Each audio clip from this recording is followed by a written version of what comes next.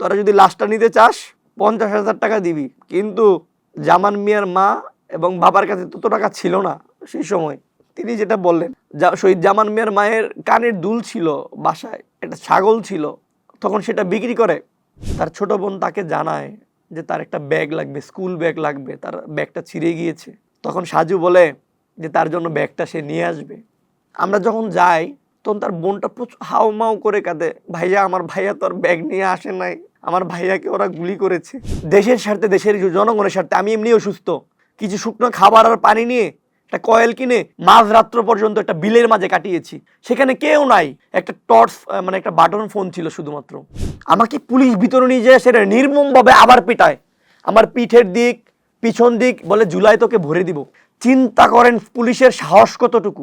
আওয়ামী লীগ আমাকে তাদের জাতশত্রু মনে করে। আওয়ামী লীগের প্রত্যেকটা পেজ থেকে আমাকে হুমকি দেওয়া হয় মারার জন্য, একদম খুনি হাসিনার পেজ থেকে আমাকে হুমকি দেওয়া হয়েছে। এবং রাষ্ট্র সংলাপ ফোরাম HDF, অনেকেই বলে যে জুলাইয়ের নতুন দোকান, এটা শুধু জুলাই কেন্দ্রিক না, এটা রাষ্ট্রের গুরুত্বপূর্ণ বিষয় নিয়ে এই রাষ্ট্র সংলাপ ফোরাম HDF কথা বলবে আগামী দিনে এবং রাষ্ট্রের জন্য ভালো ভূমিকা পালন করবে। প্রথম কথা হচ্ছে, দেখেন এই ফ্যাসিস্ট খুনি হাসিনাকে, ফ্যাসিস্ট হাসিনা বলতে অনেকগুলো মিডিয়া ভাইদের লজ্জা লাগে। তার মধ্যে প্রথম আলো, ডেইলি স্টার, আরও বেশ কিছু আছে। এখান থেকে বের হয়ে আল্লাহর রাস্তে তওবা করো, নামাজ পড়ো, নামাজ পড়ে তওবা করে আল্লাহর কাছে ভিক্ষা চাও যে আল্লাহ, খুনি হাসিনার হয়ে যে কাজ করেছি, সাধারণ মানুষকে পাখির মতো গুলি করেছি, আর মানুষকে মারতে চাই না, আল্লাহ মাফ করে দাও, এটা বইলা চিল্লাই যাও, মসজিদে যাও।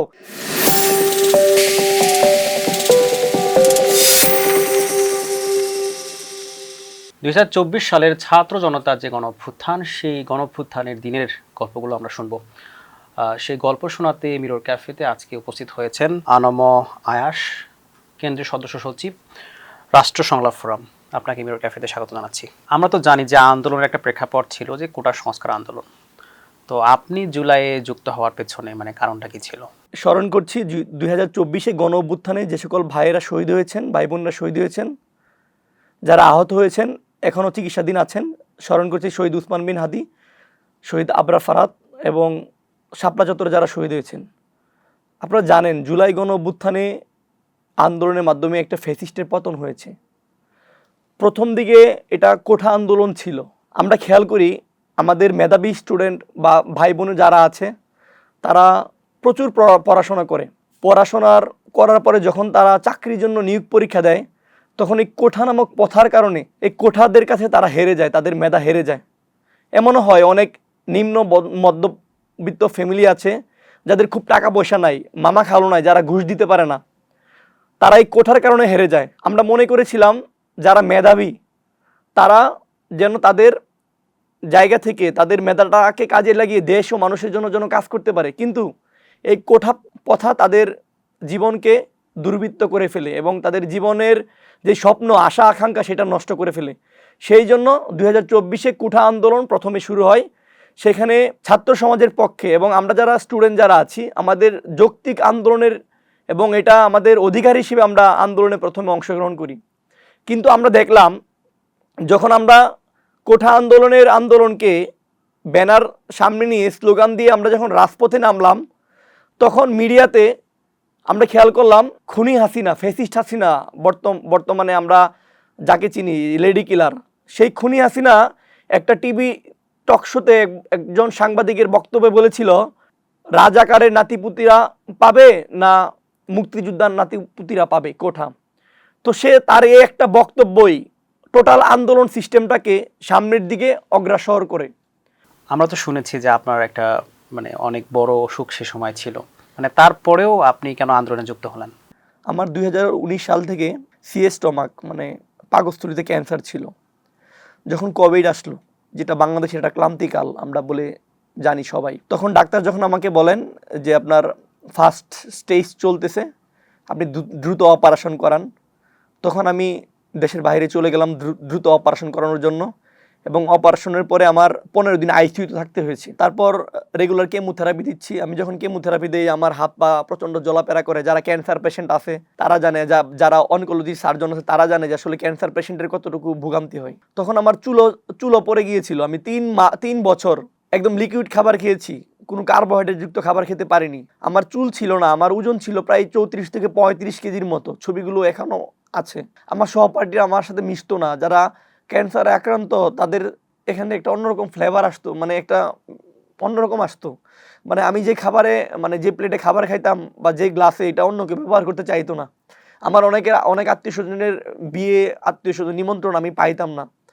তো আমি যখন সুস্থ হলাম 2024 সালের ফেব্রুয়ারির দিকে, তখন তো জুলাই আন্দোলন শুরু হলো। ফেব্রুয়ারিতে আমি একটু একটু দাঁড়াইতে পারি মোটামুটি, তখন আমার ওজন একটু ভালো হচ্ছে এবং আমি তখন পুরোপুরি সুস্থ। আমার radiation therapy complete, chemotherapy complete, treatment মোটামুটি কমপ্লিট। ডাক্তার বললো, প্যাট স্ক্যান করলো, বললো যে না আলহামদুলিল্লাহ আপনার অপারেশন, কেমোথেরাপি, রেডিয়েশন থেরাপি সব ঠিকঠাক, আপনি সুস্থ আছেন, আল্লাহ তাআলার কাছে দোয়া করেন। আমি প্রায় 17 বার দেশের বাইরে গিয়েছি ট্রিটমেন্টের জন্য। তার পরবর্তীতে যখন কোঠা আন্দোলনে আমার ভাইরা রাজপথে নামলো, তখন প্রথম অবস্থায় সমর্থন দিয়েছি বাসায় বসে থেকে।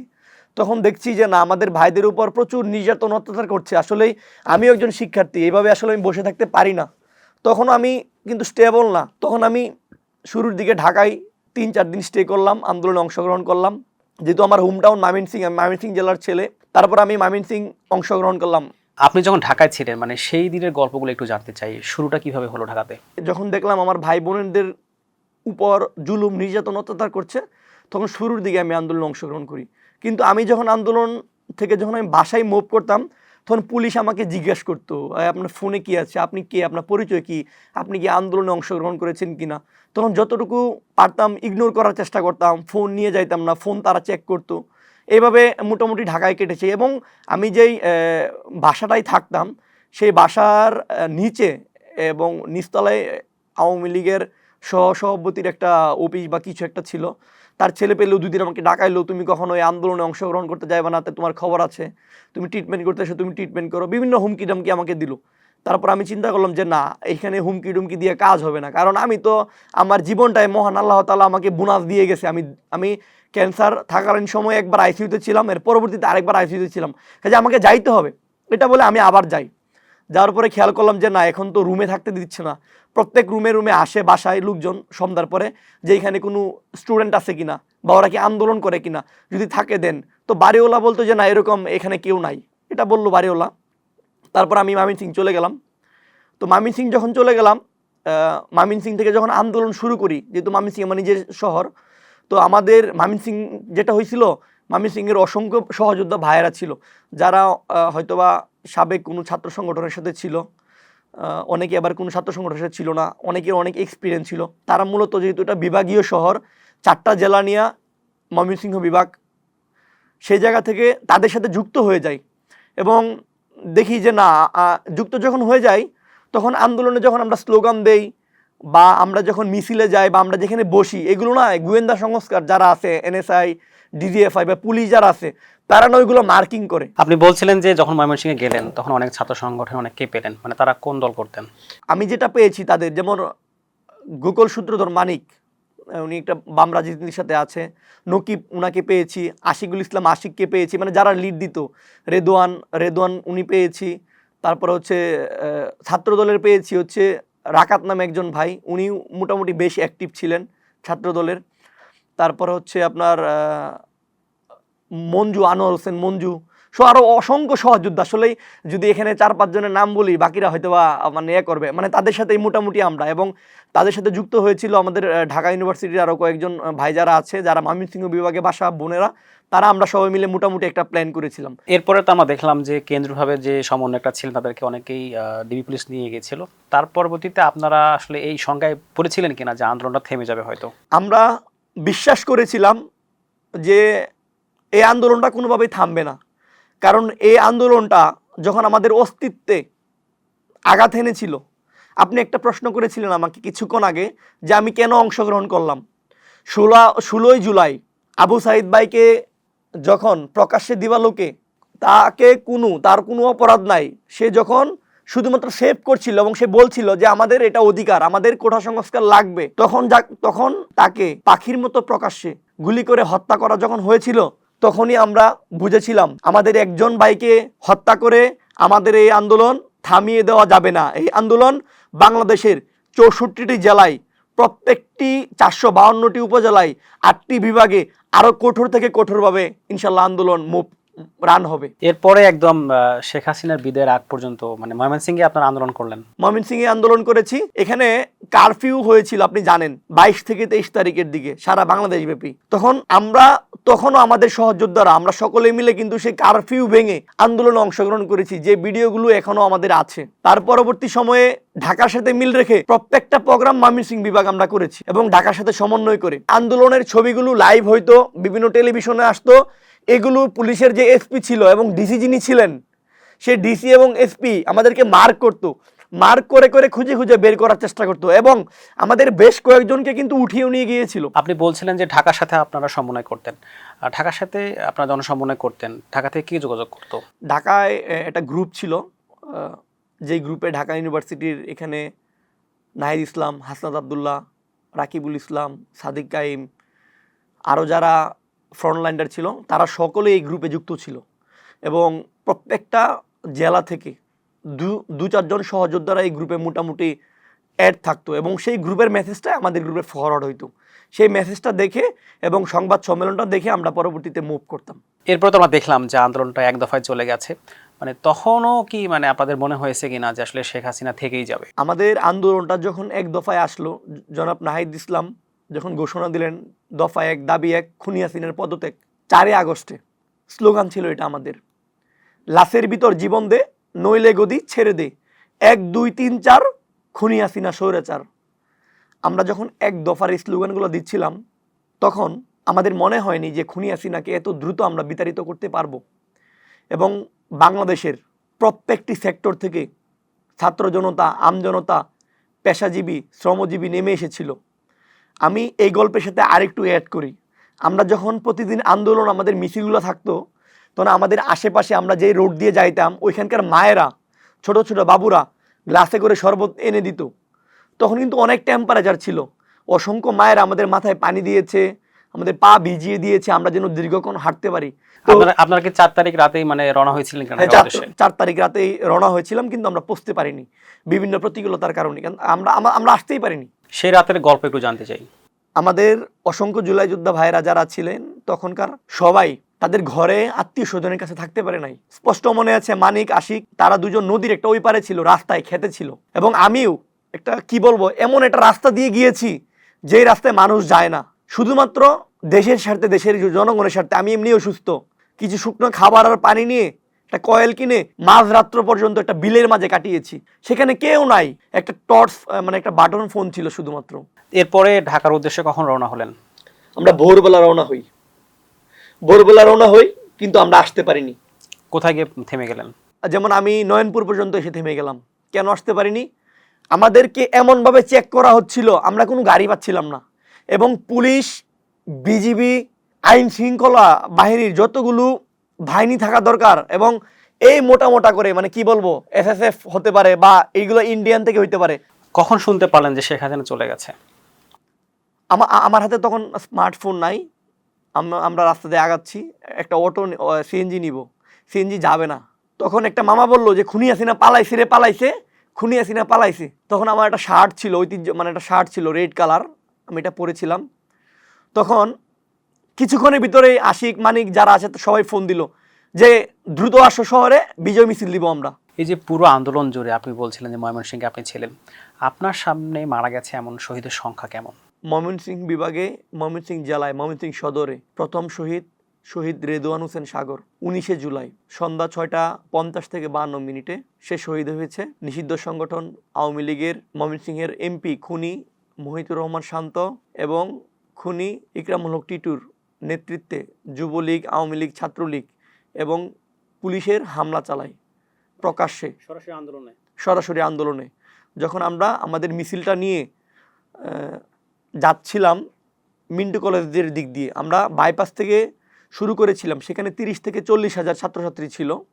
সেটাকে যখন মিছিলটা নিয়ে আমরা যখন মিন্টু কলেজের দিকে যাচ্ছিলাম, বদরের মোড় যখন আমরা এসে পৌঁছাইলাম তখনই ফায়ার হয় এবং আমার সামনে ফায়ার হয়, মানে আমরা দেখি ফায়ার যখন হচ্ছে তার কিছুক্ষণ আগে, তার 5 মিনিট আগেই আমরা শুনতে পেলাম যে আমাদের একজন ভাইকে শহীদ করা, মানে গুলিবিদ্ধ হয়েছে, তাকে ময়মনসিংহ মেডিকেল কলেজ হাসপাতালে নিয়ে যাওয়া হয়েছে। পুরো আন্দোলনে ময়মনসিংহ বিভাগে কতজন শহীদ হয়েছিল? ময়মনসিংহ বিভাগে 89 জন শহীদ। আহত সংখ্যাটা কেমন হবে? আহত আছে 792। আমরা দেখলাম যে আন্দোলনের পরে আপনি বেশ কিছু ডকুমেন্টারি করেছেন, নিজ উদ্যোগে করেছেন কিনা? আমি নিজে উদ্যোগে করেছি। জুলাই গণ অভ্যুত্থানের পরে অনেকেই তো অনেক কাজে ব্যস্ত ছিল। আপনি জেনে থাকবেন বাংলাদেশে জুলাই গণ অভ্যুত্থানে যে সকল ভাই ও বোনেরা শহীদ হয়েছে তার ভিতরে 10 জন হচ্ছে নারী, শিশুসহ, আর বাকি সব হচ্ছে আমাদের মাদ্রাসার ভাইয়েরা, শিক্ষার্থী ভাইয়েরা, কলেজ পড়ুয়া, সাধারণ মানুষ, শ্রমজীবী, পেশাজীবী, বিভিন্ন রকম হকার থেকে শুরু করে সবাই। তো আমার মনে হলো যে তাদের জীবনীটা এবং তাদের বাড়িতে যাই আমি, এবং তাদের কি অবস্থা সেটা জানি। সেই জন্যই তাদের বাড়িতে যাওয়ার প্রিপারেশন নেই এবং ডকুমেন্টারিটা করি। ময়মনসিংহের প্রথম শহীদ রেদওয়ান হোসেন সাগর আপনি বলছিলেন, তিনি প্রথম শহীদ হওয়ার পরে পুরো ময়মনসিংহের যে আন্দোলন, যে ব্যাপারটা আছে, প্যাটার্নটা আছে, পুরো চেঞ্জ হয়ে গিয়েছিল। এই শহীদের গল্পটা একটু জানতে চাই। তিনি তার পিতামাতার একমাত্র ছেলে সন্তান এবং তার একটি বোনও আছে, এবং তার মাতার ব্রেস্ট ক্যান্সার ছিল, যার কারণে অনেক টাকা পয়সা তার মায়ের পিছনে খরচ হয়েছে। যে কাজগুলো থাকে, কেউ যদি অসহায় থাকে তার পাশে সে সবসময় দাঁড়িয়েছেন। তার একটি বিড়াল আছে, সেই বিড়ালটি এখনও তার যে ছবিটা আছে সেই ছবির পাশে বসে থাকে। আমি আসলে এই শহীদ রেদওয়ান হোসেন সাগরের পিতা জনাব আসাদুজ্জামান আসাদ আঙ্কেলের পাশে যখন বসি তখন মনে হয় যে আমি এমন একজন পিতার সাথে বসেছি যিনি কিনা তার সন্তানকে এই ফ্যাসিস্টকে মুক্ত করতে রাজপথে নামিয়েছিলেন, এবং তিনি সবসময় এখনও পর্যন্ত তার সন্তানের জন্য প্রচুর কান্নাকাটি করে। এবং তিনি এমন একজন মানুষ, শহীদ রেদওয়ান হোসেন সাগর, যিনি কিনা তার ব্যক্তি জীবনে কখনো কোনো মারামারিতে যায় নাই, সাধারণ মানুষকে প্রচণ্ড ভালোবাসতেন, এবং তিনিও জুলাই গণ অভ্যুত্থান আন্দোলনে একদম সামনের সারি থেকে একদম শুরু থেকে নেতৃত্ব দিয়েছিলেন। শহীদ সাজু, যিনি মাত্র 13 বছরের ছিলেন, তার বাসা আপনি গিয়েছিলেন, সেই গল্পটা একটু জানতে চাই। এখন তার পরিবারের কি অবস্থা? শহীদ সাজু বাড়ি হচ্ছে তার নান্দাইল, বয়স 13 বছর। সে একটি কার্টুন কোম্পানিতে চাকরি করত, তার বাবা ভ্যান চালায়। আমরা যখন নান্দাইলের লিস্ট ধরে তার বাড়িতে যাই তখন আমাদের অনেক সময় লাগে খুঁজতে, কারণ তার বাড়ির যে ঠিকানাটা দেওয়া হয়েছিল সেই ঠিকানায় তারা বসবাস করতেন না। কেন করতেন না? কারণ শহীদ রাজুর বাবার নিজস্ব সম্পত্তি ছিল না, সে তার নানা বাড়িতে থাকতেন, তার মা অন্যের বাসায় কাজ করতেন। তার একটা ছোট বোন আছে 2024 সালে, যার বয়স ছিল 7 বছর। সে যখন কার্টুন ফ্যাক্টরিতে চাকরি করে, চাকরির পরবর্তী সময়ে তার অফিসের যে ম্যানেজার আছে তার কাছে ছুটি নিয়ে সে আন্দোলনে অংশগ্রহণ করে, এবং সে যেদিন মারা যায় তার ঠিক আগের দিন তার ছোট বোনের সাথে ফোনে কথা হয়। তার ছোট বোন তাকে জানায় যে তার একটা ব্যাগ লাগবে, স্কুল ব্যাগ লাগবে, তার ব্যাগটা ছিঁড়ে গিয়েছে। তখন সাজু বলে যে তার জন্য ব্যাগটা সে নিয়ে আসবে। যখন আমরা তার বাড়িতে গেলাম যে তার বিস্তারিত বা অর্থ সম্পদ কীভাবে কী আছে, তখন জানতে পারলাম তার বাবার কোনো নিজস্ব জমি নেই, মামার বাড়িতে থাকে। তখন আমরা তার মামার বাড়িতে চলে গেলাম। টিনের ছোট্ট একটা ভাঙা ঘর, তার নানুর সাথে থাকে, সাজু থাকতেন। যেহেতু সাজু ঢাকায় চাকরি করতেন সেজন্য তার বোনটা এখানে থাকে। তার বাবা ঢাকায় রিক্সা চালায় এবং তার মা তো অন্যের বাড়িতে কাজ করে। সেই সাজু তার বোনের সাথে তার শহীদ হওয়ার আগের দিন যেদিন কথা হয়, তার বোনকে বলেছিল একটা ব্যাগ নিয়ে আসবে। আমরা যখন যাই তখন তার বোনটা প্রচুর হাউমাউ করে কাঁদে, ভাইয়া আমার ভাইয়া তো আর ব্যাগ নিয়ে আসে নাই, আমার ভাইয়াকে ওরা গুলি করেছে। সাজুকে ঠিক এই দিকে কতগুলো বুলেট দরকার সরকারের। আমার কাছে মনে হবে যে একটা মানুষকে মারতে এতগুলো বুলেটের প্রয়োজন ছিল না, এবং সাজুকে মেরে টেনে হিসড়ে রাস্তার এপার থেকে ওই পারে পুলিশ নিয়ে গিয়েছে, যেটা ছবি ফুটেজ ছিল। পরবর্তীতে সাজুকে যখন থানায় পাওয়া যায়, তার মা সেখানে যোগাযোগ করে থানা থেকে লাশ আনতে। সেখানকার এসআই বলে আপনার সন্তানকে যদি নিতে চান তাহলে 50,000 টাকার মতো লাগবে, নাহলে লাশ নিতে পারবেন না, আমরা ফেলে দিব। আর যদি মামলা করেন তাহলে আপনার নামে মামলা দিব। তখন সেই মা হতবাক হয়ে সে যেখানে কাজ করতেন তাদের কাছ থেকে বিভিন্ন লোকজনের কাছ থেকে সহযোগিতা নিয়ে কিছু টাকা এসআইকে দিয়ে লাশটা নেয়। কিন্তু এখানে সেই জুলাইয়ের শহীদের সেই সাজুর গল্প শেষ হয়নি। তার মা যখন লাশটা বাড়িতে আনবে, একটা অ্যাম্বুলেন্স খুঁজতেছিল, কিন্তু অ্যাম্বুলেন্স ড্রাইভাররা রাজি হচ্ছিল না। তারা অনেক টাকা দাবি করতেছিল, প্রায় 15,000 টাকার মতো, কিন্তু সাজুর মায়ের সে টাকা দেওয়ার মতো ক্ষমতা ছিল না। তখন তিনি বিভিন্নভাবে বিভিন্ন মানুষের সহযোগিতায় 3 দিন পর লাশটা আনতে পারে। এবং সাজুর তো বললাম যে নিজস্ব জায়গা নাই, এখন লাশটা দাফন কিভাবে করবে? সাজুর লাশটা যখন বাড়ি আসে, তার মামার বাড়ি আসে, নিষিদ্ধ সংগঠনের সেই পেতাত্তা লীগের লোকজন সেই লাশটাকে দাফন দিতেও বিভিন্নভাবে বাধা দিয়েছে। কোনোভাবে লাশটাকে দাফন তারা করতে দিবেই না। বিএনপির যে ভাইয়েরা ছিল, অন্য অন্য রাজনৈতিক দলের যে ভাইয়েরা ছিল, তারা মিলে গভীর রাতে কোনো রকম সাজুর নানুর বাড়িতে তার লাশটা দাফন করে। এবং তার বোন এখনও কান্না করে যে আমার ভাইয়া তো ভাইয়া এখনও ব্যাগটা নিয়ে আসে নাই। এবং আপনি যদি খেয়াল করেন, বাংলাদেশে অধিকাংশ শহীদ যারা হয়েছে তারা একদম নিম্ন শ্রেণীর মানুষ, যাদের একটাই সন্তান ছিল বেশিরভাগ, এবং যাদের অর্থনৈতিক অবস্থা খুবই খারাপ। শহীদ রাজু, যার লাশটা পাওয়া যায় নাই, তার বাসা আপনি গিয়েছিলেন, সেই গল্পটা একটু শুনতে চাই। শহীদ রাজু, হালুয়াঘাট বাড়ি। তার বৃদ্ধ মা, বৃদ্ধ বাবা, তিনি বিবাহিত ছিলেন।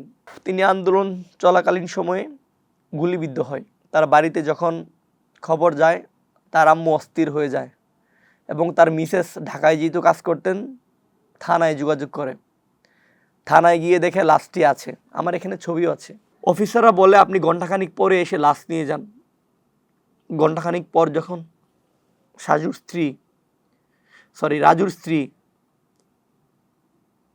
থানায় যায়, গিয়ে দেখে তার স্বামীর সেই নিথর দেহটা আর সেখানে নেই। পুলিশ বিভিন্নভাবে তাদেরকে কটাক্ষ করে, হামলা মামলার হুমকি দেয়। তখন রাজুর স্ত্রী সেখান থেকে চলে আসে। পরবর্তী সময়ে তারা আবার থানায় যায়, কিন্তু থানায় যায়, মেডিকেল হসপিটালের মর্গে যায়, তবু তাদের সেই দৌড়াদৌড়ি শেষ হয় না। একটা জায়গা থেকে অন্য জায়গায়, অন্য জায়গায় থেকে আরেক জায়গায়, এভাবে তারা যেতেই থাকে, কিন্তু তারা লাশ কখনো পায় না। কিছুদিন পর আমরা জানতে পারলাম, মে মাসের 15 তারিখ দিকে সাজুর মা বাবার সাথে দেখা হলো। ময়মনসিংহ আসলো, কথা হলো। আমি বললাম আপনাদের বাড়িতে যাব। যেহেতু হালুয়াঘাট একটা পাহাড়ি এলাকা, রাস্তার অবস্থা খুবই বাজে। আমরা সেখানে গেলাম। যাওয়ার পরে ভাই বিশ্বাস করবেন, আমরা সেখানে গেলাম, যাওয়ার পরে আমি পুরো অবাক হয়ে গেলাম যে আমি কোথায় আসলাম, কোথায় আমি আসলাম। একটা বাড়ি, টিন সেট, তার বাবার বয়স 65 থেকে 70। বারান্দায় একটা ঠেলা গাড়ি, যে গাড়ি দিয়ে মানুষ ধান বা বিভিন্ন কৃষি জিনিসপত্র নিয়ে আসে, সেরকম একটা ঠেলা গাড়ি। ভিতরে ঢুকলাম, একটা চৌকি, ঘরে তেমন কোনো জিনিসপত্র নেই। তখন আমি তাদের সাথে কথা বললাম। তখন শহীদ রাজুর মা বলল, বাবা, আমার এই ছেলেটা আমাকে টাকা পয়সা পাঠাইতো, আমার একটাই সন্তান ছিল। বাবা, এটা পরের জায়গা, এটা গারো বাড়ি, মানে তারা যেই বাড়িটা থাকে সেটা গারো, সেখানকার গারো যারা আছে তারা ঢাকায় চাকরি করে সুবাদে তাদেরকে সেই বাড়িটা দেখাশোনা করতে দিয়েছে। এবং তাদের ঘর থেকে টিউবওয়েল, মানে যেখানে পানি এনে তারা খাবে, এটা প্রায় 1 কিলোমিটার দূরে, প্রায় 1 কিলোমিটার। তখন আমরা গিয়ে আরও বিস্তারিত তথ্য নিলাম। তিনি আমাদেরকে ছবিগুলো দেখালেন। শহীদ রাজুকে তার বুকে ডান পাশ থেকে শুরু করে বাম পাশ অবধি না হলেও 100-র উপরে বুলেট খুনি হাসিনা দিয়েছে। তার নিষিদ্ধ আওয়ামী লীগ, যুবলীগের সংগঠন লোকজন এবং পুলিশ যারা আছে তারা দিয়েছে। তখন তিনি বললেন, বাবা, আমার তো সন্তান নাই, আমি তো আমার সন্তানকে হারিয়েছি, আমি খুনি হাসিনার বিচার চাই। বাবা দেখো, আমার হাজবেন্ড রাজুর বাবা ভ্যান চালায়, এখন সে অসুস্থ, কিভাবে আমরা সংসার চালাবো, আমরা কিভাবে কি করব? আমরা শুধু এটাই চাই, আমার সন্তানের লাশটা চাই। বাবা, আমার সন্তানের লাশটা এনে দেও, আমি আমার সন্তানের লাশটা পর্যন্ত পাই নাই, কি করতে হবে কোথায় যাইতে হবে, কার কাছে গেলে আমি আমার সন্তানের লাশ পাবো, এটা নিয়ে তিনি প্রচুর কান্নাকাটি শুরু করে। আমরা আসলে ওনাকে সান্ত্বনা দেওয়ার মতো কোনো ভাষা পাচ্ছিলাম না। পরবর্তী সময়ে তিনি বলেন, বাবা পুলিশ আবার ফোন দিয়েছে যে কিছু টাকা পয়সা নিয়ে যাইতে, তারা এটা মামলা দেখবে, এটা আগস্টের পরবর্তী সময়, এবং লাশটা আরও খোঁজার ব্যবস্থা করবে, আমাদের ডিএনএ নিবে। পরে আমি বললাম ঠিক আছে যান, আপনারা যান, যদি কোনো পুলিশ টাকা পয়সা নেয় আমাদেরকে জানাবেন, আমরা প্রতিবাদ করব আমাদের জায়গা থেকে। শহীদ জামান মিয়া, যার লাশ আনতে গেলে তার ভাইদেরকে পেটানো হয়েছিল, তার পরিবারে আপনি গিয়েছিলেন। শহীদ জামান মিয়া, তার পরিবারের 4 ভাই বোনের মধ্যে সে তৃতীয়। তার বাবা একটা গ্রামে ছোট মুদির দোকান করে, তার ইনকামের টাকা দিয়ে তার পরিবার চলে।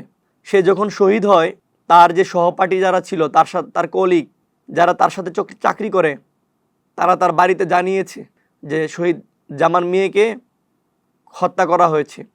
তখন তার বাবা মা ছুটে আসে তাদের সন্তানের লাশ নিতে, কিন্তু তারা হেরে যায় টাকার কাছে, সেই পুলিশের সিস্টেমের কাছে, বিভিন্ন রকম। যখন তারা আসে, তার ভাই 2টাকে নিয়ে আসে, তখন তার 2টা ভাইকেও জামাত শিবিরে আখ্যা দিয়ে, ছাত্রদলের সন্ত্রাসী আখ্যা দিয়ে তাদেরকে থানায় আঘাত করা হয় এবং বলা হয় তোরা যদি মামলা করিস তাহলে তোদের নামেও মামলা হবে, জঙ্গি মামলা হবে, তোরা বাংলাদেশের শত্রু, তোরা বাংলাদেশের জঙ্গি, তোরা জঙ্গি হামলা করেছিস, তোরা মানুষকে মেরেছিস, বিভিন্ন রকম টর্চার শুরু করে। তখন তারা একরকম ভয় ভীতি পায় এবং তারা লিখিত দেয় যে তাদের সন্তানকে যে হত্যা করা হয়েছে সেটার জন্য তারা কোনো প্রকার মামলা করবে না। কিন্তু ঘটনা এখানেই শেষ নয়। পুলিশ বলে তোরা যদি লাশটা নিতে চাস 50,000 টাকা দিবি, কিন্তু জামান মিয়ার মা এবং বাবার কাছে তত টাকা ছিল না সেই সময়। তিনি যেটা বললেন, শহীদ জামান মিয়ার মায়ের কানের দুল ছিল বাসায়, একটা ছাগল ছিল, এবং তাদের 2তলা ঘর যেটা আছে, আমি তো তাদের গ্রামের বাড়ি গিয়েছি, একটা 2তলা ঘর, 2টা চৌকি ভাগ করে থাকতেন আর কি, পর্দা দিয়ে। আসলেই তাদের অর্থনৈতিক অবস্থা এতটাই খারাপ। তখন সেটা বিক্রি করে যখন পুলিশকে দেয় টাকাটা লাশ আনতে, পুলিশ বলে আগামী দিন আসেন, আগামীকালকে আসেন। তাদের সন্তানের লাশ সেখানে পড়ে রয় মর্গে, পুলিশের অনুমতি ছাড়া তারা লাশ আনতে পারবে না। এভাবে প্রায় 2 দিন অতিবাহিত হয়ে যায়। পরবর্তীতে 40,000 টাকার বিনিময়ে তারা লাশ পায়।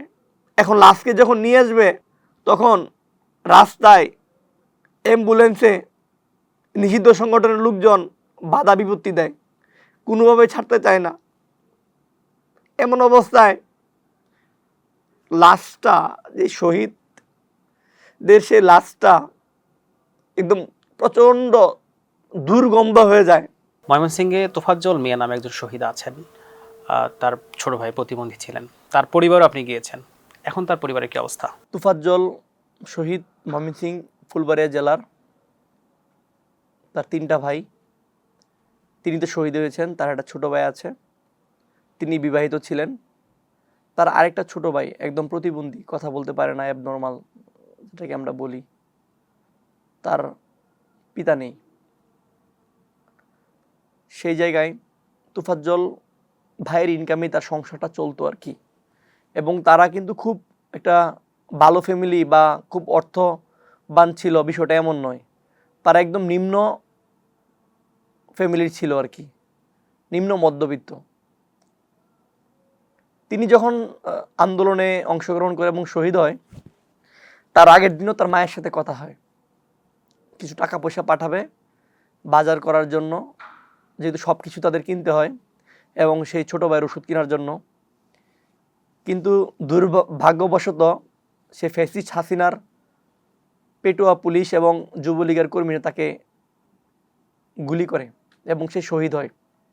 আমরা যখন তার বাড়িতে গেলাম যে তার অবস্থানটা কি, সে কোন ফ্যামিলি থেকে উঠে এসেছে, তার ফ্যামিলিতে কি প্রয়োজন, তখন সেই শহীদ মা বললেন, বাবা আমার সন্তানকে হত্যা করেছে, কিন্তু এই হাসিনার এতগুলো বুলেট আমার সন্তানকে, আমার কলিজার টুকরো সন্তানকে দিয়েছে যে আমার সন্তান আর দাঁড়াতে পারলো না।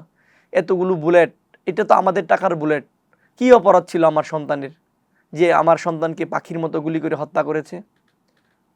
তখন তিনি বলেন, বাবা দেখো আমার হাজব্যান্ড নাই, আমার এই ছেলেটাই আমাদেরকে, আমার সংসারটা চালাইতেন, এই প্রতিবন্ধী বাচ্চাটা, আজকে সেও নাই, আমরা কিভাবে কি করব। আপনি জেনে থাকবেন তখন কিন্তু 24 সালের দিকে গ্যাজেট হয়নি, সরকার থেকে শহীদ পরিবার কোনো রকম সুযোগ সুবিধা পায়নি। কিছু রাজনৈতিক দল ব্যক্তিগতভাবে বা সমাজের যারা প্রভাবশালী আছে কিছু হয়তো বা আর্থিক সহযোগিতা করেছে তখনকার সময়ে। তিনি বললেন, বাবা আমার ছেলে রক্ত মাখা জামাটা আমার কাছে আছে, আমি এই জামাটা নিয়েই ঘুমাই, আমার খুব শান্তি লাগে, আমার সবসময় আমার সন্তানকে খুব মনে পড়ে। বাবা জানো, এই জামাটা আমি তাকে ঈদে কিনে দিয়েছিলাম এবং সে যখন কাজে যাইতো তখন সেই জামাটা পরতো এবং সে আমাকে প্রচুর খেয়াল রাখতো, আমার সকল কিছু সে দাবি পূরণ করতো, সে আমাকে প্রচুর ভালোবাসতো। তার তো সন্তানও ছিল সম্ভবত, আপনারা গিয়ে পেয়েছেন কিনা? না, সে বিবাহিত ছিল, তার সন্তান হয়নি এবং পরবর্তী সময়ে তার ছোট ভাইকে দিয়ে তার ওয়াইফের বিয়েটা করানো হয়, কারণ এইভাবে তো একটা মেয়ের জীবন নষ্ট হইতে পারে না। তার পরিবারের লোকজন সেট ঠিক করে তার ছোট ভাইকে দিয়ে তাকে বিয়েটা করিয়েছে আর কি। এবং তার যে ছোট ভাই আরেকজন যাকে বললাম প্রতিবন্ধী, তার এখনও চিকিৎসা চলমান আছে আর কি। এই যে ডকুমেন্টারি করলেন, অনেক অর্থ তো খরচ হয়েছে, মানে যোগান কোথায় পেয়েছেন? সেটা আসলেই কোনো সংগঠন আমাদেরকে দেয়নি বা কেউ ব্যক্তিগতভাবে দেয়নি। আমাদের পারিবারিক বিজনেস ছিল হসপিটাল, তো সেখান থেকে বাবা ছিল বা পারিবারিকভাবে কিছুটা মোটামুটি সবটা সেখান থেকে নেওয়া এবং প্রতিদিন আমাদের একটা মোটামুটি ভালো অ্যামাউন্ট খরচ হয়েছে। একটা জেলা থেকে অন্য একটা জেলা উপজেলা আমরা বাইকে যাতায়াত করেছি এবং আমাদের তো তখন বুঝি নাই যে ডকুমেন্টারিটা এত গুরুত্বপূর্ণ হবে। একটা প্রফেশনাল ক্যামেরা আমরা ওইভাবে মোটামুটি কোনোরকম সেট করে এটা কিভাবে একটু করা যায় সেভাবে তখন নিয়েছিলাম আর কি। সব মিলে কেমন খরচ হয়েছে? তখন প্রায় 2 লাখ টাকার মতো খরচ হয়েছে, যাওয়া আসা, এডিট, ওনাকে একটা অ্যামাউন্ট দিতে হয়েছে, তারপর হচ্ছে খাওয়া দাওয়া, কারণ আমরা সকাল 6টায় বের হয়েছি, বৃষ্টি হয়েছে, আমরা আসছি রাত 9টায়, রাত 10টায়, কারণ একটা জেলা থেকে অন্য একটা জেলা অনেক দূরত্ব এবং গ্রামগুলো তো হয় কি মানে সহজে কেউ চিনে না, মানে হঠাৎ করে ব্যাপার তো, আর তারাও তো একটু কঠিন হয়েছে আমাদের যাইতে। আমরা জানি যে আপনি রাষ্ট্র সংলাপ ফোরাম এইচডিএফ এর কেন্দ্রীয় সদস্য সচিব, মানে এটি কেন করলেন? আমরা তো দেখেছি যে জুলাই পরবর্তী বেশ কিছু সংগঠন হয়েছে এবং এগুলো নিয়ে অনেকের প্রশ্ন আছে এরকম যে জুলাই দোকান খুলে বসেছে। রাষ্ট্র সংলাপ ফোরাম এইচডিএফ জুলাই গণ অভ্যুত্থান থেকে উঠে এসেছে। আসলে আমরা রাষ্ট্র সংলাপ ফোরাম এইচডিএফ রাষ্ট্রের গুরুত্বপূর্ণ বিষয়ে কথা বলতে চাই, রাষ্ট্রের প্রত্যেকটা বিষয়ে কথা বলতে চাই। সরকারি দল যদি ভালো কাজ করে সে ভালো কাজের প্রশংসা আমরা করব। তারা যদি বাংলাদেশের জনগণ দেশের মানুষকে ভুল পথে পরিচালনা করে এবং ভুল কোনো সিদ্ধান্ত নেয় রাষ্ট্রের, কারণ এই রাষ্ট্রের মালিক রাষ্ট্রের জনগণ, একক কোনো রাজনৈতিক দল এই রাষ্ট্রের মালিক নয়। সেই জায়গা থেকে তাদের যেই ভুলগুলো আছে তথ্য প্রমাণের ভিত্তিতে বাংলাদেশের মানুষের সামনে তুলে ধরব বিভিন্ন সভা, সেমিনার, সংবাদ সম্মেলন, বিক্ষোভ বা আন্দোলনের মাধ্যমে। আপনি জেনে থাকবেন আমরা রাষ্ট্র সংলাপ ফোরাম এইচডিএফ বিগত দিনগুলোতে ধর্ষণ, খুন, হত্যা বিভিন্ন প্রোগ্রামে ইনশাল্লাহ আমরা কর্মসূচি পালন করে এসেছি এবং আগামী দিনে ইনশাল্লাহ করব। এবং রাষ্ট্র সংলাপ ফোরাম এইচডিএফ, অনেকেই বলে যে জুলাইয়ের নতুন দোকান, এটা শুধু জুলাই কেন্দ্রিক না, এটা রাষ্ট্রের গুরুত্বপূর্ণ বিষয় নিয়ে এই রাষ্ট্র সংলাপ ফোরাম এইচডিএফ কথা বলবে আগামী দিনে এবং রাষ্ট্রের জন্য ভালো ভূমিকা পালন করবে। রাষ্ট্র সংলাপ ফোরাম কোনো পলিটিক্যাল এজেন্ট সার্ভ করে কিনা? না, রাষ্ট্র সংলাপ ফোরাম স্টেট ডায়ালগ ফোরাম, এটা কোনো পলিটিক্যাল যারা আছে তাদের পরামর্শে চলে না, এটা একদম সরাসরি চলে। আমরা এই জন্য এত কথা বলতে পারি কারণ আমরা মনে করি যে আমাদের উপরের লেভেল থেকে কেউ মানে কিছু বলতে পারবে না, মানে আমরা যেটা বলবো সেটাই ফাইনাল এবং তথ্যভিত্তিতে প্রমাণে। আপনারা জেনে থাকবেন ইতিপূর্বে রাষ্ট্র সংলাপ ফোরাম এইচডিএফ বিভিন্ন রাজনৈতিক দলের বিপক্ষে গিয়ে কথা বলেছে, যার কারণে অসংখ্য হুমকি আমরা পেয়েছি, এখনও পাচ্ছি। আমরা আপনার বক্তব্যের বিভিন্ন সময় শুনতে পাই যে আপনাকে একদিনের জন্য গুম করা হয়েছিল, এর পেছনে কারণটা জানতে চাই, সে সাথে গল্পটাও জানতে চাই। জুলাই গণ অভ্যুত্থানের পরবর্তী সময়ে অনেকেই বলে যে যারা জুলাই গণ অভ্যুত্থানে ছিল তারা ইন্টারিম সরকারকে কোনো কথা বলে না, কিন্তু আমি আনমায়াস রাষ্ট্রের গুরুত্বপূর্ণ বিষয় কাউকে ছাড় দিয়ে কথা বলি নাই। শহীদ উসমান বিন হাদি ভাইকে যখন হত্যা করা হইল প্রকাশ্যে দিবালোকে, তার এখনও বিচার হচ্ছে না। সেই বিচারের দাবিতে শাহবাগ যখন অবস্থান কর্মসূচিতে ছিলাম তখন একটা বক্তব্যে টেলিভিশনে জুতা দেখায় আইনমন্ত্রী আসিফ নজরুলকে বলেছিলাম যে অতি দ্রুত বিচার না করলে তাকে জুতা পেটা করব। সেই ভিডিওটা সামাজিক যোগাযোগ মাধ্যমে ভাইরাল হয়। একই সাথে আমি একদম ক্যামেরায় বলছি, নিষিদ্ধ সংগঠনের যে আওয়ামী লীগের এই কুকুর লীগের যে অফিসগুলো আছে, যে অফিসগুলোর কার্যক্রম তারা চালাতে চায়, সেই অফিস কয়েকটা ভেঙেছি। আওয়ামী লীগ আমাকে তাদের জাতশত্রু মনে করে। আওয়ামী লীগের প্রত্যেকটা পেজ থেকে আমাকে হুমকি দেওয়া হয় মারার জন্য। একদম খুনি হাসিনার পেজ থেকে আমাকে হুমকি দেওয়া হয়েছে। প্রথম আলো তো দালাল মিডিয়া, খুনি হাসিনার মিডিয়া, ওরাও পোস্ট করেছে বিভিন্নবার। তো তখন যেটা হয়েছিল, আমার ফোনে অসংখ্য কল আসতো, এখনও আছে রেকর্ডিংগুলো, দেখাতে পারবো। তখন আন্দোলন শেষ পর্যায়ে একটা সময়ে আমি এই কথাগুলো বলেছি, এবং নিষিদ্ধ সংগঠনের আমি আয়াজ যতদিন বেঁচে আছি আওয়ামী লীগকে পুনর্বাসন হইতে দিব না, সেটা যেখানেই হোক, কোনোভাবেই হইতে দিব না।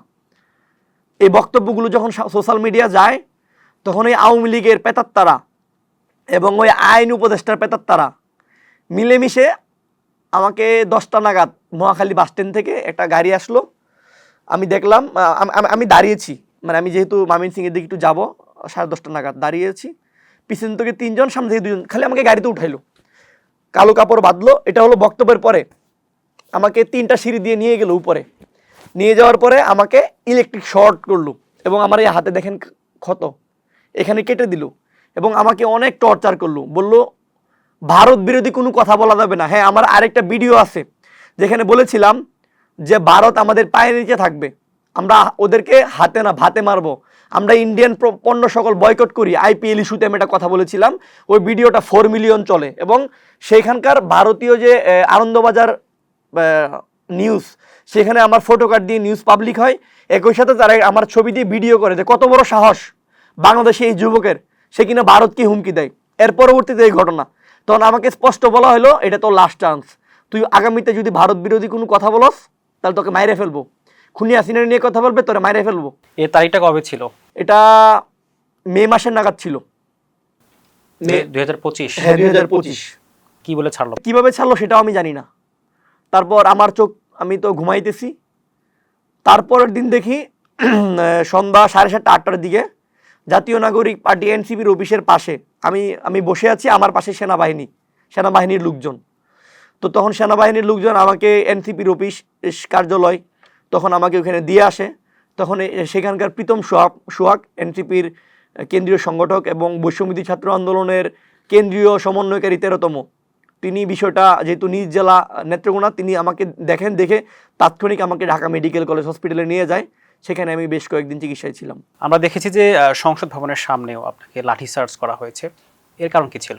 জুলাই সনদ যখন স্বাক্ষরিত হবে, তখন আমাদের যে দাবি দাওয়াতগুলো ছিল, অনেকগুলো দাবি অন্তর্ভুক্ত ছিল না জুলাই সনদে।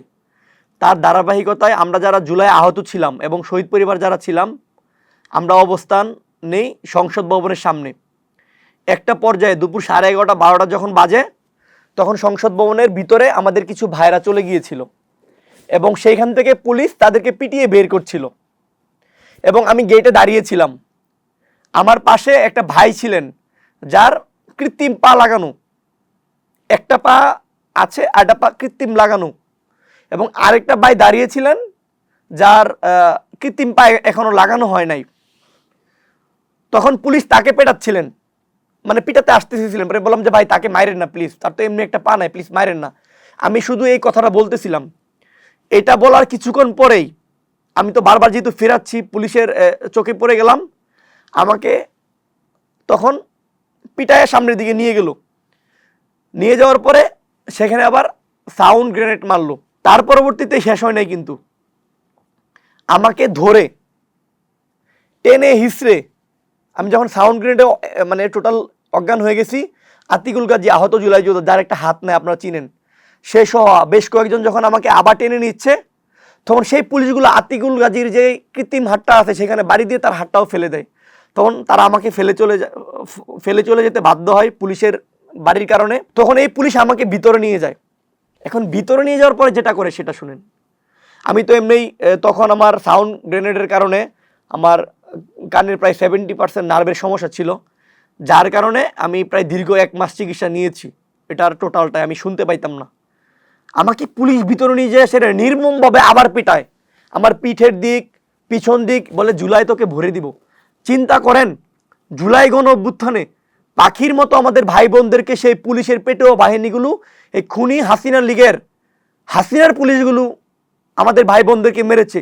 যখন 5ই আগস্টের পরবর্তী সময় জুলাই সনদ যখন স্বাক্ষর হবে, তখন ক্ষমতায় ছিলেন প্রধান উপদেষ্টা এবং অন্যান্য উপদেষ্টা মণ্ডলী, তারা দায়িত্বে থাকাকালীন সময়েও আমাকে এমনভাবে সেখানে আঘাত করেছে ভাই, সেটার বর্ণনা দিতে পারবো না। এবং তখনও বলেছে জুলাই তোদেরকে ভরে দিব। চিন্তা করেন পুলিশের সাহস কতটুকু। জুলাই গণ অভ্যুত্থানের পরেও বলে জুলাই ভরে দিবে। তাহলে জুলাই নিয়ে তাদের কত চুলকানি। এবং তারা যে খুনি হাসিনার পুলিশ ছিল সেটা আমরা জানি। খুনি হাসিনা তো কোটার মাধ্যমে তাদেরকে নিয়োগ দিয়েছে, অধিকাংশই পুলিশই ছিল সেই গোপালগঞ্জের। আমরা দেখলাম যে সাম্প্রতিক সময়ে মেহের আফরোজ শাওন তিনি একটি পোস্ট দিয়েছে যে জুলাই সিডিআই এর পরবর্তী সময়ে আপনারা মামলা করেছেন, আরো বেশ কয়েকজনের নামে মামলা করেছেন। এই মামলাগুলোর কি অবস্থা এখন? আচ্ছা, আমরা মামলাটা করেছি, জুলাই গণ অভ্যুত্থানে যারা শহীদ হয়েছে তাদের হত্যার বিচার এখনো হয়নি। যেহেতু আমরা তাদের হত্যার বিচারটা এখনো করতে পারতেছি না, সেই জায়গা থেকে তাদেরকে যে অপমান করা হচ্ছে সেটার বিচারটা যেন আমরা করতে পারি, তার ধারাবাহিকতায় মেহের আফরোজ শাওন, সে কিনা নিষিদ্ধ সংগঠন আওয়ামী লীগের কর্মী, একই সাথে সে ফেসবুকে পোস্ট দিয়েছে সিডিআই, যেখানে 1400-এরও অধিক ভাই শহীদ হয়েছে, 30,000-এরও অধিক ভাই বোনের আহত হয়েছে। তো তার জন্য সে জুলাইকে কটাক্ষ করেছে, সেই জন্য তার এগেনস্টে আমরা একটা অভিযোগ দায়ের করেছি যে আগামী দিনগুলোতে যেন কেউ ওই ধরনের সাহস না পায়। একই সাথে আপনারা খেয়াল করবেন, 1 জুলাই শান্তা ফারজানা, যে কিনা নিষিদ্ধ সংগঠন আওয়ামী লীগের মুমিন মেহেদির স্ত্রী, সে প্রকাশ্যে দিবালোকে ঢাকায় আপনার প্রেস ক্লাবের সামনে জুলাই প্রতীকী স্মৃতিস্তম্ভে সে জুতা নিক্ষেপ কর্মসূচি পালন করেছে, যেটা জুলাই শহীদদের রক্তের উপরে অবমাননা এবং বিশ্বাসঘাতকতা এবং জুলাইকে কটাক্ষ করা, বিশ্ববাসীর কাছে জুলাই আন্দোলনকে জঙ্গি আন্দোলন হিসেবে প্রচার করা, তার ধারাবাহিকতায় তার নামে মামলা করেছি। একই সাথে মাহিয়া মাহি, যে কিনা বিভিন্ন খুনি লীগের রাতের রানী ছিল, যেমন ফেসিস্ট টাকলা মুরাদ, ওবায়দুল কাদের সহ যতগুলো এমপি মন্ত্রী আছে, তারা তো সাদা চামড়া, তারা কয়টা সিনেমা করছে, সেই এমপি মন্ত্রীদের বিছানায় যাইতো এই নায়িকাগুলা, এবং টাকা নিয়ে এই লাইফ লিড করতো ভালো মানের। যেহেতু তারা এখন পলায় গেছে, এখন তারা তো নাই, তাদের সিনেমা নাই, তারা চলবে কিভাবে? এই জন্য তাদের হইয়া আওয়ামী লীগ, নিষিদ্ধ আওয়ামী লীগের হইয়া তারা সামাজিক যোগাযোগ মাধ্যমে পোস্ট করে, জুলাইকে কটাক্ষ করে। ওইখানে কিছু টাকা পয়সা চাল ডাল কিনে খাইতে হবে, কারণ সিনেমা তো হয় না, চামড়াও তো বিক্রি করতে পারে না, কারণ যাদের সাথে শুইতো তারা তো দেশে নাই। সেই কারণে তার নামে মামলা দিয়েছি। শুইতে হলে তো দেশে থাকতে হবে এমন কোনো কথা না, তারা তো বাইরে শুইতে পারে। বাইরে তো যাওয়ার সুযোগটা খুবই কম। এখন আরেকটা ব্যাপার হচ্ছে, আপনি খেয়াল করবেন, আমরা খেয়াল করি টক শোতে চ্যানেল আইয়ের উপস্থাপিকা সোমা ইসলাম, সে বিভিন্ন রাজনৈতিক দলের নেতৃবৃন্দদেরকে নিয়ে আসে, আয়না জুলাইকে কটাক্ষ করে, 17 বছরকে সে সুন্দরভাবে প্রেজেন্ট করে খুনি হাসিনার হইয়া। এই মহিলা সাহস কতটুকু, আর কেন আমাদের রাজনৈতিক দলের ভাইয়েরা এই ফ্যাসিস্ট একটা মহিলার সাথে টক শোতে গিয়ে তার উপস্থাপনায় অংশগ্রহণ করে? তার জন্য আমি সেই ভাইদের প্রতি আগে তীব্র প্রতিবাদ ও নিন্দা জানাই। যেহেতু সে আওয়ামী লীগকে পুনর্বাসন করার চেষ্টা করে, আওয়ামী লীগের 17 বছরের কার্যক্রমকে সে সুন্দরভাবে উপস্থাপন করার চেষ্টা করে, সেই জন্য, এবং সে জুলাইকে কটাক্ষ করে, শহীদ পরিবারকে কটাক্ষ করে, তার জন্য সোমা ইসলামকে আমরা ইনশাল্লাহ আইনের আওতায় আনার জন্য তার নামে অভিযোগ করেছি। আচ্ছা, এই যে মামলাগুলো করলেন, মানে এর ফিডব্যাক কি পেলেন? আমরা ইতিমধ্যে যে মামলাগুলো করেছি সেগুলো তদন্ত চলছে, অতি দ্রুত আসামিরা কাঠগড়ায় চলে আসবে, আমরা আশাবাদী। একই সাথে আমরা চলচ্চিত্র সমিতি, প্রযোজক ও পরিচালক এফডিসিতে অভিযোগ করেছি।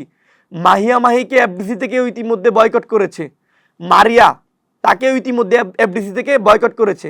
আমরা চাই, আইন হাতে তুলে নিতে চাই না, আমরা চাই আইন প্রণয়নের মাধ্যমে অপরাধীরা শাস্তি পাক। যদি আমরা তাদের মতোই মেরে ফেলি, তাদের মতোই আহত করি, তাহলে এই খুনি হাসিনারদের সাথে এবং আমাদের পার্থক্যটা কী রইল?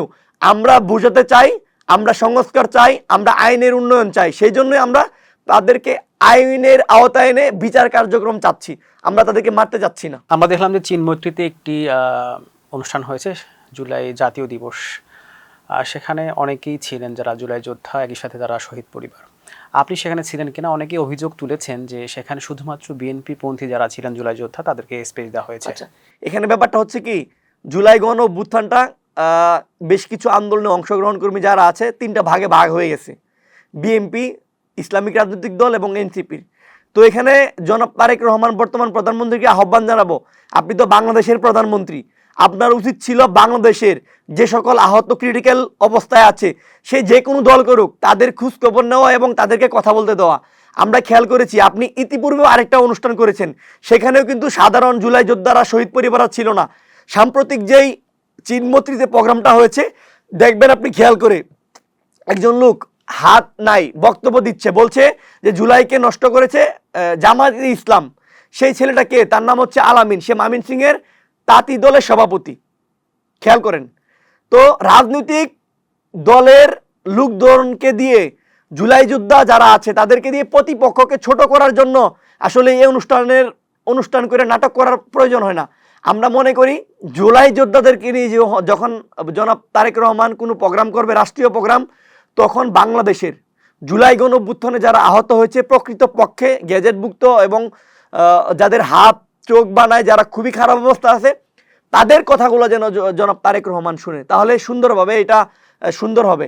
এখন আমরা যদি খেয়াল করি, খুনি হাসিনার আমলেও কিন্তু অনেকে বলেছিল যে আমরা খুনি হাসিনাকে আরো 10 বছর চাই।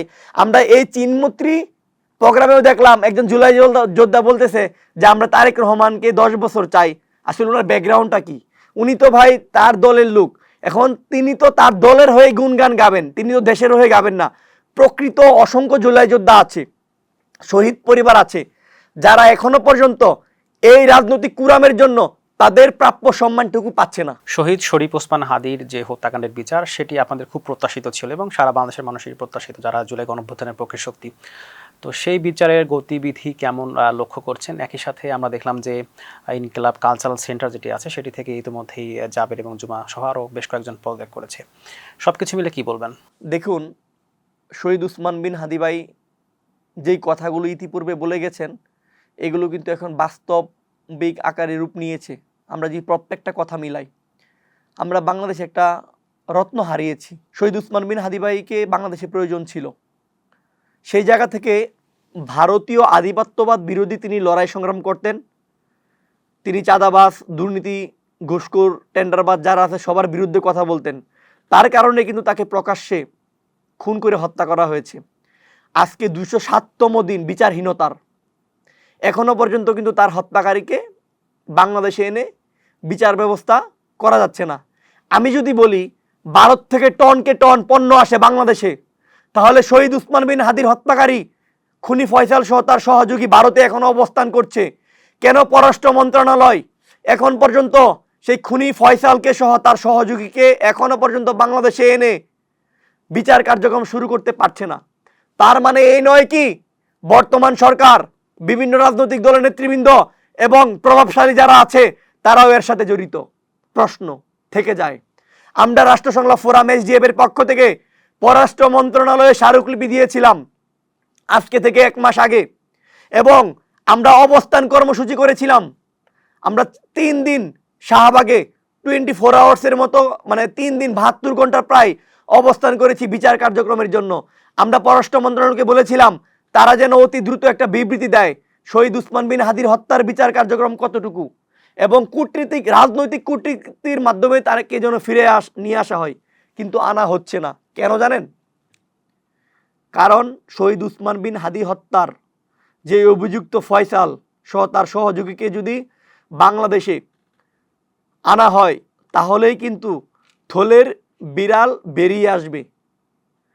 কার সুপারিতে তাকে হত্যা করা হয়েছিল, কে অর্থ দিয়েছিল, তাদের নামগুলো চলে আসবে। যখন তাদের নাম চলে আসবে, শহীদ উসমান বিন হাদি বাংলাদেশের 18 কোটি মানুষের হৃদয়ে বসবাস করেন, তখন বাংলাদেশের ছাত্র জনতা, সাধারণ মানুষ, খেটে খাওয়া মানুষ, শ্রমজীবী মানুষ, পেশাজীবী মানুষ আবারও রাজপথে নামবে। আমরা দেখলাম যে জাবের এবং জুমা, মানে তারা হচ্ছে কালচারাল যে সেন্টারটা ছিল সেখান থেকে পদত্যাগ করলো, আরও বেশ কয়েকজন ছিল। এই ব্যাপারটাকে আপনি কীভাবে দেখেন? এটা হচ্ছে, দেখেন, শহীদ উসমান বিন হাদি সারা বাংলাদেশের মানুষের ছিল, তার কালচারাল সেন্টারটাও যেটা গঠিত হয়েছে সারা বাংলাদেশের মানুষের সার্বিক সহযোগিতা হয়েছে। এখানে আমরা স্পষ্টভাবে খেয়াল করছি যে কালচারাল সেন্টারটা আর ইমপ্রুভমেন্টের জন্য, সংস্কারের জন্য রিসেন্টলি তিনি একটা ফেসবুক পোস্ট দেয়, মানে ইনকালাব মঞ্চ থেকে, যে আমাদের খয়রাত লাগবে, এবং সেখানে কিছু ডিমান্ড, এসি, ক্যামেরা ইত্যাদি ইত্যাদি ছিল। এটা হওয়ার পরে বাংলাদেশের মানুষ বেশ কিছু অর্থ দিয়েছে। এই অর্থ দেওয়ার কিছুদিন পরেই, গত দুদিন হলো আমরা দেখলাম জাবের এবং জুমা পদত্যাগ করেছে। এখন ব্যাপারটা হচ্ছে কি, শহীদ উসমান বিন হাদির ভাই উমর হাদি এবং তার যে বোন মাসুমা আছে, তারা ব্যক্তিগতভাবে শহীদ উসমান বিন হাদিকে ব্যবহার করে অনেক সুবিধা নিয়েছে, আমরা খেয়াল করেছি, এবং আগামীতেও নিবে। তো সেই জায়গা থেকে আসলে লোভ একটা বড় জিনিস, লোভে পড়ে গেছে। স্পষ্ট মনে হচ্ছে শহীদ উসমান বিন হাদির ভাই ফ্যামিলি মেম্বার যারা আছে, তার ওয়াইফ ব্যতীত, তার বাচ্চা ব্যতীত বাকি যারা আছে সবাই একটা লোভে পড়ে গেছে। সেই জন্যই তারা মানে ইনকালাব কালচারাল সেন্টারটা নিতে চায়। তো সেই জায়গা থেকে যখন দেখছে যে না, এখানে অর্থের একটা ব্যাপার আছে, এবং যেহেতু পরিবার থেকে অনেক বিষয় এখানে উঠে এসেছে, সেই জন্য তারা মনে করেছে জাবের এবং জুমা যে এখানে থাকা ঠিক হবে না। আপনারা খেয়াল করবেন, শহীদ উসমান বিন হাদি হত্যার বিচারের যে বাদী সে কে? জাবের। তার ফ্যামিলির সদস্য কেন নয়? এটাও কিন্তু মাঝখানে আলোচনা এসেছে। কারণ তারা সেই ঝামেলায় যেতে চাননি, এবং এখনো পর্যন্ত রাজপথে যদি পান, জুমা, জাবের সহ ইনকেলাব মঞ্চের বেশ কিছু সদস্যকেই পাবেন, বাকিদেরকে কিন্তু পাবেন না।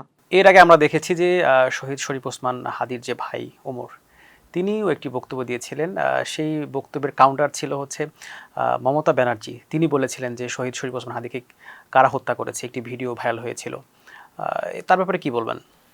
দেখেন, এখানে যেটা হয় কি, আমার কাছে মনে হচ্ছে শহীদ উসমান বিন হাদির যে বড় ভাই আছে, তিনি একটা রাজনৈতিক দলের হয়ে বিভিন্ন রকম ফেসবুক স্ট্যাটাস দিচ্ছে, এক এক সময় এক একজনকে দোষারোপ করে। তো আমরা সে জায়গায় বলতে চাই, আসলেই মৌখিক কারো কোনো কথার ভিত্তি নাই এখানে। সেই জায়গা থেকে খুনি ফয়সালের সরাসরি স্টেটমেন্ট লাগবে। মাঝে মাঝে বলা হয় জামাত শিবির জড়িত, বিএনপি জড়িত, আসলে এটা কোনোটাই না, আবার দুটাই।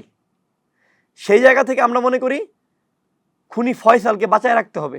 আমাদের খুব ভয় লাগে ভাই, খুনি ফয়সালকে কখনো অসুস্থতার নাটক করে ভারত সরকার মাইরে ফেলে। কারণ কি জানেন, যদি তাকে মারা যায়, তখন যেটা হবে কি, যে সে মৃত্যুর আগে একটা রাজনৈতিক দলের দুই একটা সদস্যের নাম বলবে যে মৃত্যুর আগে তাদের নাম বলেছে, কিন্তু তারা বাংলাদেশকে চক্রান্ত এবং বাংলাদেশকে ক্ষতিগ্রস্ত করার জন্য এমন কিছু নাম বলবে যেটা আমি হয়তো বা প্রত্যাশা করতে পারবো না, এবং যে নাম নিয়ে হয়তো পরবর্তীতে আরো সমস্যা হইতে পারে পরবর্তী সময়ে। সেই জন্য আমাদের খুব ভয় হয় যে তাকে যেন একটু লুক আফটার করে রাখা হয়, এটা যেন না হয়। এটা হতেই পারে। আমরা মনে করি জুলাই গণঅভ্যুত্থানে যেভাবে বাংলাদেশের সকল মানুষ নেতৃত্ব দিয়েছিল অনেকের মাধ্যমে, ব্যক্তিগতভাবে, আগামী দিনেও যদি বাংলাদেশের ক্লান্তি লগনে বা নতুন কোনো যদি ফ্যাসিস্ট তৈরি হইতে চায়, তাকে না হইতে দেওয়া, এবং আগামীতে বিপ্লবীদেরকে তৈরি করতে হইলেও শহীদ উসমান বিন হাদির হত্যার বিচার হইতে হবে। যদি শহীদ উসমান বিন হাদির হত্যার বিচার না হয়, তাহলে আগামীতে কোনো বিপ্লবী জন্ম নিবে না। তার মানে কি হবে, আগামীতে আবার আপনি মুখ ফুটে কথা বলতে পারবেন না, আপনার উপরে জেল, জুলুম, খুন, গুম, অত্যাচার করা হবে। সাম্প্রতিক সময়ে আমরা শুনছি অনেকটাই গুঞ্জন যে ফ্যাসিস্ট খুনি হাসিনা দেশে ফিরবে। তিনি যদি ফিরেন তাহলে আপনারা কি করবেন? প্রথম কথা হচ্ছে, দেখেন, এই ফ্যাসিস্ট খুনি হাসিনাকে ফ্যাসিস্ট হাসিনা বলতে অনেকগুলো মিডিয়া ভাইদের লজ্জা লাগে। তার মধ্যে প্রথম আলো, ডেইলি স্টার, আরও বেশ কিছু আছে যেগুলো খুনি হাসিনা বলতে তাদের বিশাল লজ্জা লাগে, মনে হয় যে তাদের বিশাল ক্ষতি হয়ে যাবে। তাদের উদ্দেশ্যে বলি, খুনি হাসিনা বাংলাদেশে আসবে, তবে হাসতে নয়, ফাঁসির মঞ্চে ঝুলতে। কিন্তু আমার প্রশ্ন একটা জাগে, খুনি হাসিনা কি আদৌ ফাঁসির মঞ্চে উঠতে পারবে, না তার আগেই বিক্ষুব্ধ জনতা, শহীদ পরিবার, আহত জুলাই যোদ্ধারা তাকে টেনে হিসড়ে ছিঁড়ে তাকে একদম বিলীন করে ফেলবে? তাকে কত পরিমাণ নিরাপত্তা দিবে সরকার? পারবে? মনে হয় পারবে না। কারণ কি জানেন, এই খুনি হাসিনা বিগত 17টি বছর বাংলাদেশের অসংখ্য ভাই বোনদেরকে গুম করেছে, খুন করেছে, গুলি করে পাখির মতো গুলি করে বিভিন্ন ড্রেনে নদীতে ফেলে দিয়েছে, বিভিন্ন অফিসারদেরকে মেরেছে, সেই সকল পরিবাররা যদি এয়ারপোর্টে অথবা বর্ডার গার্ডে চলে যায় খুনি হাসিনাকে বরণ করতে, তাহলে তো মনে হয় না যে খুনি হাসিনা সেখানে তাদের সামনে সুস্থ অবস্থায় দাঁড়াইতে পারবে। এমনটি তো হতে পারে যে এই বক্তব্যের মধ্য দিয়ে যারা বাংলাদেশে আওয়ামী লীগ করতেন বা এখন গুপ্ত অবস্থায় আছেন তাদেরকে উজ্জীবিত করার জন্য শেখ হাসিনা বলেছে। এখানে আমি মনে করি খুনি হাসিনার এই বাংলাদেশে এর কথার যেমন ভ্যালু নাই, এই ধরনের বক্তব্যেরও কোনো ভ্যালু নাই। সে যেটা করতে চাচ্ছে, তার যে নিষিদ্ধ সংগঠনের নেতাকর্মী যারা আছে তাদেরকে একটু মানে ব্রিফিং করতে, তাজা করতে, যে এই আমি আসছি এটা বলতে তোমরা তৈরি হও, সেটা বলতে তাদেরকে, তারা যেন একটু সাংগঠনিকভাবে একটু দাঁড়ায়, সেই জন্য তাদেরকে এই মেসেজটা দেয়। কিন্তু আচ্ছা ভালো কথা, সে ডিসেম্বরে আসবে, ভাই কোন ডিসেম্বরে আসবে সেটা তো বলে নাই। সে কি বলেছে যে 2026 ডিসেম্বরে আসবে? সে কি বলেছে 27 ডিসেম্বরে আসবে? সে বলছে আমি এই বছরে আসছি। এখন এই বছরটা কবে আমরা সেটা জানতে চাই। আরেকটা ব্যাপার, মিডিয়ার ভাইদেরকে অনুরোধ করব, আমরা খেয়াল করি যে খুনি হাসিনার বিভিন্ন বক্তব্য আপনারা মিডিয়াতে দেন, যদিও তথ্য ও যোগাযোগ মন্ত্রণালয় থেকে বলা আছে খুনি হাসিনার কোনো ভিডিও যেন না চালানো হয়। আপনাদের কাছে আমাদের একটাই অনুরোধ থাকবে, খুনি হাসিনার ভিডিও আপনারা দিবেন না। এই যে খুনি হাসিনার দোসর আওয়ামী লীগ ফেসিস্টের কুত্তা লীগ আর জাউরা লীগেরা যারা জুলাই সিএডি বলো আর বলো যে তোমার মায়েরা আসতেছে, এই অবৈধ মুদির বীর্যের যে সন্তান ফেসিস্ট হাসিনার যে কুলাঙ্গাররা যারা আসো, তোমরা ভুল করছো। তোমাদের উদ্দেশ্যে বলতে চাই, তোমরা ভাবতেছো খুনি হাসিনা আসবে। আরে ভাই, খুনি হাসিনা তো তার এমপি মন্ত্রীদের নিয়ে ভালোভাবে জীবনযাপন করছে দেশের বাইরে। তোমরা যারা বাংলাদেশের নেতাকর্মী আছো, তোমাদেরকে সেই ভিডিও বার্তা দিয়ে উস্কে দিচ্ছে তোমরা যেন মিছিল মিটিংয়ে অংশগ্রহণ করো। ভাই, তোমরা যখন মিছিল মিটিংয়ে অংশগ্রহণ করো তোমাদেরকে কিন্তু আবার সেই জেলখানায় যাইতে হয়, তোমাদের পরিবার পরিজন আছে, তোমাদেরকে কিন্তু সেই মামলা হামলার শিকার হইতে হয়। কাজেই খুনি হাসিনার এখান থেকে বের হয়ে আল্লাহর রাস্তে তওবা করো, নামাজ পড়ো, নামাজ করে তওবা করে আল্লাহর কাছে ভিক্ষা চাও যে আল্লাহ, খুনি হাসিনার হয়ে যে কাজ করেছি, সাধারণ মানুষকে পাখির মতো গুলি করেছি, আর মানুষকে মারতে চাই না, আল্লাহ মাফ করে দাও, এটা বইলা চিল্লাই যাও, মসজিদে যাও এবং তওবা করো, শহীদ পরিবারের কাছে প্রাণ ভিক্ষা চাও, তবু মাঠে নাইমো না, তাহলে পিঠের চামড়া থাকবে না। আপনাকে মিরর ক্যাফেতে সময় দেওয়ার জন্য অসংখ্য ধন্যবাদ। অসংখ্য ধন্যবাদ আপনাকে। দর্শক, আমরা যেমনটি শুনছিলাম জুলাইয়ের সেই দিনগুলোর গল্প। আবারও আগামী কোনো পর্বে দেখা হবে, সেই পর্যন্ত ভালো থাকুন, সুস্থ থাকুন, ধন্যবাদ।